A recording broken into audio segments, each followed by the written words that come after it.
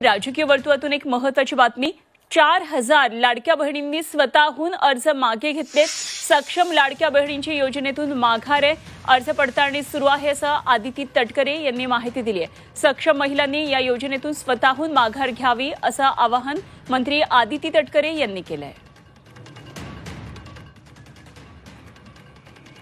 ज्यांना एक लाभ मिळत आहे पण त्याच्या व्यतिरिक्त सुद्धा त्यांनी काही फॉर्म ड्युप्लिकेशन झाला असेल किंवा उत्पन्न त्यांचं जास्ती झालं असेल किंवा त्यांचं दुचाकीपेक्षा अधिक म्हणजे वाहनं त्यांच्याकडे 4 चाकी वगैरे असणारे जे आहेत त्यांनी स्वतःहून सुद्धा हा जो लाभ आहे हा परत देण्याची सुरुवात ही केलेली आहे। काही आम्हाला गेल्या महिन्यात सुद्धा प्राप्त झाले।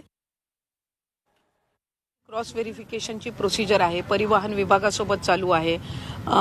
जे उत्पन्नाच्या पलीकडे जाऊन ज्यांनी त्या ठिकाणी लाभ घेतलेला आहे ते सुद्धा आम्ही क्रॉस व्हेरिफिकेशन करत आहोत। या व्यतिरिक्त जे राज्याच्या बाहेर आता लग्न होऊन गेलेल्या वगैरे किंवा राहायला गेल्या असतील किंवा सरकारी नोकरीमध्ये ह्या कालावधीमध्ये 4-5 महिन्याचे लागलेले आहेत, हे एका बाजूला आम्ही विभागाच्या पद्धतीनं आम्ही क्रॉस व्हेरिफिकेशन करत आहोत।